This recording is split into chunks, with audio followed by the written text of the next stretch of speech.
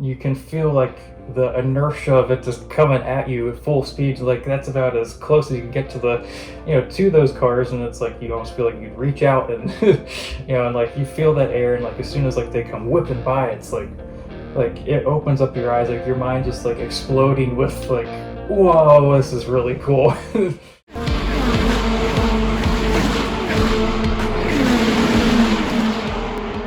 My love for motorsports began honestly like it was 2005. I was 6 years old. We were in our basement just flipping through stations, and then all of a sudden I see this bright orange 20 car flying by at Indianapolis Motor Speedway, and happened to be Tony Stewart at the time, IndyCar and NASCAR legend. And from that point on, I'm like, okay, this is the coolest thing on TV in all of the world at the time. So I just started following along with that, and then all of a sudden, just kind of went into a full lifelong fandom of it. And then, my parents, they're like, it's probably gonna be a phase or that kind of thing. But now, years later, they're pretty much wanting to go into it as a career.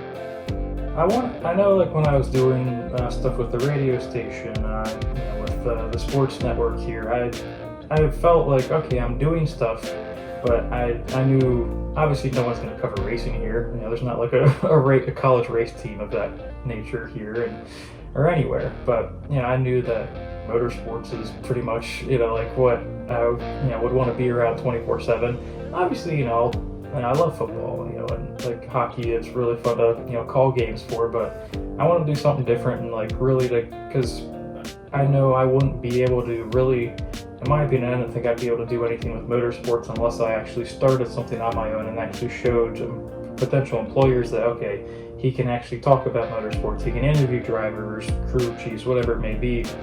So I wanted to, I had like a vision in mind, and, and I didn't really know exactly what I was doing a lot of the time, but I knew like at the end of the day, like I'm gonna make it work because this I know is gonna help set me apart in a way, and I get to do something that's fun. And I'm not saying that broadcasting a hockey game is not fun. It's a lot of fun. You get a lot of energy out of it, but at the end of the day, I just knew that with motorsports, like if I was able to create something on my own, I knew that would look like really, really good, and I knew like at the end of the day, I'd be really enjoying every second of it, and it wouldn't feel like work, and just kind of see where it went.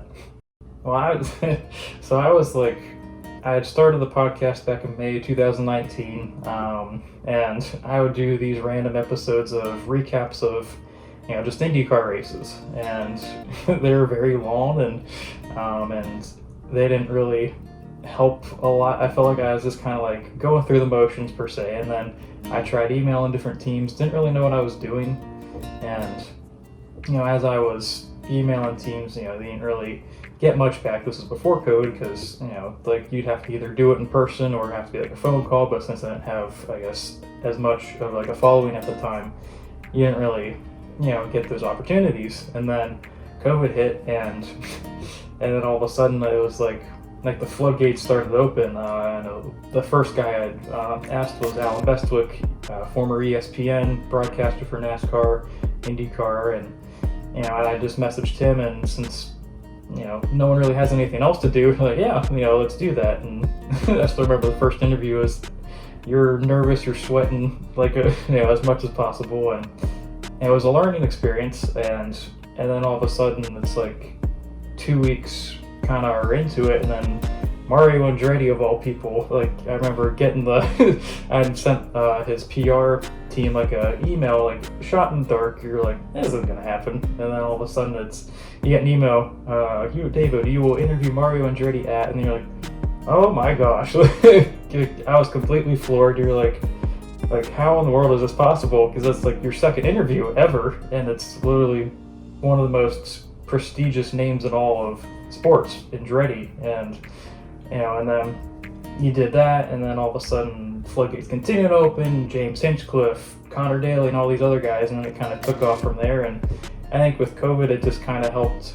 Like, I mean, obviously for COVID, it's still difficult, but it's been such a difficult situation for a lot of people. But I think for me, the main thing that I thought was really satisfying is the fact that you took something that kind of basically made everyone kind of like hunker down per se, and then you took it and was like, all right, I'm not going to let this stop me from doing what I want to do. Why not try and make the best out of it. And then all of a sudden it kind of, opened up so many doors to be able to interview different drivers, and then it kind of went on to be, kind of help get your footing in a way to take off and start to have it more consistent. Oh gosh, favorite conversations. I don't even know where to begin. I think I mentioned it before, Mario Andretti.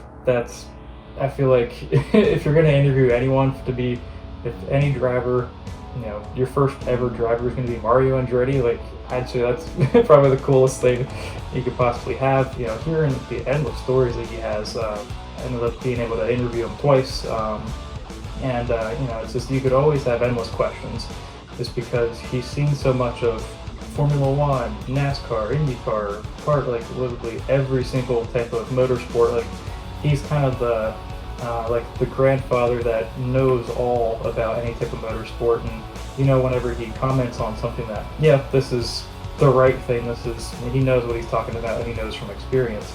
As other guys, John Force, 16-time NHRA funny car champion, over 150 wins now in the sport, most all time. The dude is, he's a gem of a person. You never know what's going to come out of his mouth, and I know going in, I was like, all right, how's this gonna go? Because I know he tends to really, really, like, he's a passionate person. Like you can tell, like with his family, with just every single time he goes out there, he's like 72 years old, and he's still out there competing and beating these 18-year-old kids like on a weekly basis. And I think one of like the craziest things is just that like he's not slowing down anytime soon. It was just like funny because like probably the most interesting part of that interview was with John Force, was when towards the end of the interview he's wrapping up, and then he ended up saying that like, you look like a rock star. You look like a rock star. You ought to get into the movies and make some movies. They're looking for new movie stars, so you'll be fine. Thank you for having me on your show. And that's just one of those cool things. Like, you're kind of like, laughing about it. You're like, wow, John Force called me a rock star. What are the odds of that? For James, he's one of like he's Canadian. He's gonna be nicer. And it's hard to beat someone like Hinch just in, I guess, the friendly category. And it's just been cool because I know the first time you interview him, and I feel like, because I remember before even interviewing him 4 times, it's like seeing him at the racetrack. I know, like whether it's getting an autograph from him, taking a picture. I got on like a mean streak of at least taking a picture with him at every single race I was at, and which, I'm sure at this point, before even interviewing him, he probably recognized me. And I know like one of the cool things that I always like to do was, especially with a guy like him, was, like when you're asking for like an autograph, like when as he's signing, I would ask a question because I know I was going to get a really good answer out of him, and you kind of get that practice. And he was like such a great person to be able to kind of test out questions on when you're still trying to, I guess, get your feet wet. And here's how I interview a driver. And then the first time interviewing him, and like just hearing his Dancing with the Stars memories, and then almost passing away in an accident back in 2015, just hearing just how he grew as a person with that, and just, it was one of those things where you can tell, like, he, like, obviously no one wants to almost, like, get pretty much shish kebabbed, right through, like your body, like that's not something you ever think about, but you could just tell in his voice just how much, like, he was grateful for that, and I remember one of the top things he said was just how much, just how, like, he felt like he doesn't worry as much because he's gone through about the worst you could possibly go through injury-wise. And, and then, like, the second time interviewing him, and how, like, just asking about the IndyCar season overall, so then you kind of get, like, the analyst side of him, which will be on TV one day. Maybe, who knows, we'll end up working together at some point. At Laguna, Seca, then just with, walking up to him on pit lane after the race, and which was cool because you're like, wow, this is going to be are you actually going to want to do an interview? And then you go up to him, and we're both like, it's been a while since I've seen you on FaceTime or Zoom or whatever. And I asked him if he wanted to do an interview. He's like, yeah, definitely. And then I quickly went through the interviews, and probably the thing that I think about the most was, as soon as the interview was over, he's like, great seeing you, man, that kind of thing, and then give me a fist bump and like the old Hinchcliffe smile. You're like, yeah, that's probably the peak of coolest things to be able to do, and to build those relationships is so key, and and I can't wait to interview him here again soon. One of my other favorite interviews has been Richard Petty, second-time NASCAR champion, pretty much the original legend of all motorsports. And just getting that email that you get to interview Richard Petty. How in the world is that possible? It's like I looked up different things. He doesn't really do interviews very often. I was like, why me of all things? And I just thought that was like, wow, okay, that's really cool and humbling that he would want to do that. And just seeing like the vintage trademark hat, with the feathers on it, sunglasses, always wearing those. Tanner Faust, that was probably, it's hard to rank interviews, but he's top 2 in my opinion. I know it's pretty specific, but Faust, like kind of watching Top Gear with my dad for the longest time, you always loved watching Tanner Faust, Rutledge Wood, and Adam Ferrari just doing the dumbest things, but also the coolest things. And like just watching the X Games when they had Rally Cross, and like I knew going in like, all right, this is like the coolest thing, because like, wow, like how has this guy done all this stuff, and he's continuing to compete, whether it's like Extreme X or whatever it is, like he's doing everything imaginable. And and it's just funny because he just gave so much detail in like every answer that he would give, and we talked for over an hour, so it's like the longest interview I've ever done, and you knew that he was like enjoying it because he's talking about these things and like asking like different questions, like, you ever jumped a rental car before? But just hearing all like the crazy stories that that he's had over his career, and I think one of the coolest things is just being able to talk to a guy and then not be afraid to go off the beaten path. Like he randomly mentioned about like how he got fired from driving a bus. They were driving like a ski lift bus, like he was drifting it in the middle of the night. So I'm like, wait a minute, and I'm going to circle back to this, and gave one of the craziest, most incredible answers you could possibly have. But I worked from 6 in the evening to 4 in the morning and drove the buses through the bus wash out to the Beaver Creek West lot where they got fueled, and then parked them in Avon, and slid around every corner possibly could. Now remember, these are the buses that have the front tires behind you, and you have just this big dish. And so when that thing is spinning, you're like getting pulled around backwards. It was the most bizarre, awesome thing. 3 guys in the back having a good time, hanging on for life. But yeah, my boss was in the parking lot one night in the Suburban and fired us all. The other guy that I really enjoyed talking to, obviously every single one of the interviews have been so memorable, but Helio Castroneves, I was able to talk to him literally a month before he won the historic 4th Indy 500.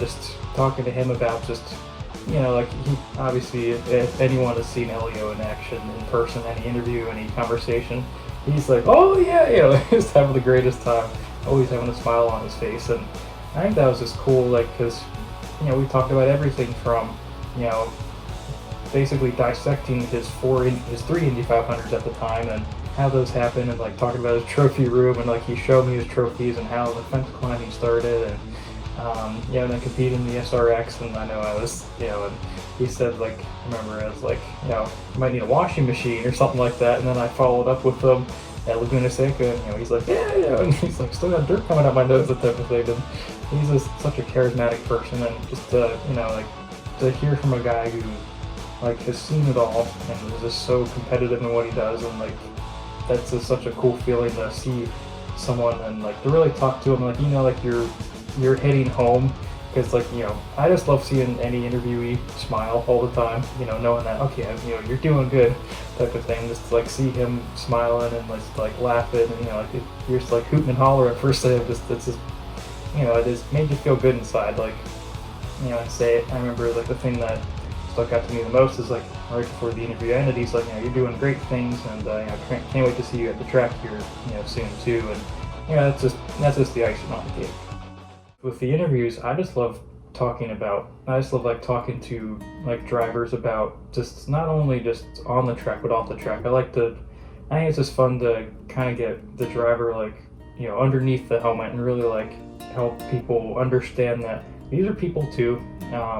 Or like, you know, for instance, like talking to, you know, like Alexander Rossi or James Hinchcliffe about their dogs. Like, I mean, it's just, I'm a dog person first off, and there's a lot of dog people out there. Why wouldn't you want to talk about that? And, you know, just talking about, it's like, I love like just the personal aspect of asking them, you know, how did you feel during this? Or, you know, like just their toughest moments in life. Like, I want to be able to know, how did you get through that? Because everyone's going through something, and at the end of the day, like, maybe this interview or this question will, and like how someone answers will really like help them get through something. Know that, wow, you know, so and so is going through something like this as well, or they've gone through that before. I know I can do that now. I think some of the biggest things that I've learned is just, you know, how to be more patient. Obviously, with like finding out, you know, oh no, I didn't get this interview. Like, just being patient and knowing that, all right, you know, this may not be now, but it could be in the future. You know, and just also just learning how to put myself out there and just like being vulnerable and you know, I know at times I would be really afraid to go up to someone and like ask a question, or, you know, and be afraid to send an email, but the worst they can say is no. I know that's used a lot, but it's true. Maybe at that time that I got a rejection, maybe I wasn't ready yet, and, you know, that just means that I'm going to be more than prepared, and, you know, the next time that I, you know, reach out, and, you know, I know I'm going to be prepared as much as possible every time. Well, Laguna Seca, that was such like a shot in the dark, just with the, you know, getting a credential for that after all the hard work of, you know, picking up the podcast off the ground and like running with it, and, you know, just seeing that, and, you know, seeing it all come to fruition. Like, that's like any, you know, person's dream if you're in my position. And, you know, and then like, you're like, all right, let's travel from Virginia to you know, to Maryland, to all the way over to California, of all things. Like, it was a trip of a lifetime. Didn't expect that to happen, but, yeah, meeting different people there is so cool. And then obviously, you know, with like interviewing like for the in the media bullpen, I really didn't know what to expect with that. All of a sudden, like, you know, drivers start piling in, and you're like, whoa, now, like, this is a lot of drivers all at once. And then like you know, guys that start coming up to you, and then you kind of get into your groove. And I didn't know what to expect with that. I thought it'd be a little bit more relaxed, but then all these people are all jammed in there, and you know, like, you know, Elio Castroneves will come over, and then all of a sudden, oh yeah, Jimmy Johnson, of all things. You know, and like, you have to be on your toes, and I think that's the biggest thing that I learned just from that bullpen was, you don't know what's going to happen next, but you're going to run with it, and you're going to have fun with it, because who gets to interview both Elio Castroneves, Jimmy Johnson, Scott Dixon, all these guys, you know, within an hour, and you just don't know what's going to happen. You're just basking in it in every moment. Then when race day came around, with, you know, being able to grid walk, you know, walking on the grid right before the race began, I was just like floored. And that's just one of those things, like, as a kid who's like watched plenty of NASCAR and IndyCar, like, you know, one of the things you always notice, like, you know, when the TV camera is panning over, you see random fans or media people walking on pit lane, you're like, wow, I wish I could do that someday. And, you know, finally having an opportunity, and like, you know, being right with the teams, right with the drivers, right before they're about to go do battle, and, you know, walking, like, because one of my favorite things in the world is like seeing a race car in person, up close, because like, just like the paint scheme, the livery of like what it looks like, it's just so gorgeous. Like, it's just so smooth, and, you know, it's like, that's like a Hot Wheels car type of thing. Like, wow, I used to have like this car, now it's like I can see it in person, like it's blown up times a million. And like, it's just the small things that you always remember of, like, you know, I have like this car back home, you know, and now I get to see it in person. And, you know, just seeing the whole machinery and just how technical every single aspect of it is, it was just eye-opening. And, you know, like, I had to make sure that I took as many videos, pictures as possible. My trust in God's just played such a pivotal role, because I know I'd call my fiance, I'd call my parents, or just like in complete frustration, because you feel like this isn't going anywhere, and you'd be so frustrated, and then I'd have to take a step back, you know, and I feel like I've just learned how to just know at the end of the day, like, it's in His hands. I don't have control of what people say, or, you know, how a certain interview goes or a podcast goes, and just like trusting that, hey, like, this is what I've put you, like, this is where I've placed you, here's the path that I want you to go on. Just trust me and know that, you know, like, no matter what happens on this path, like, you're gonna get where you're supposed to be, where I want you to be.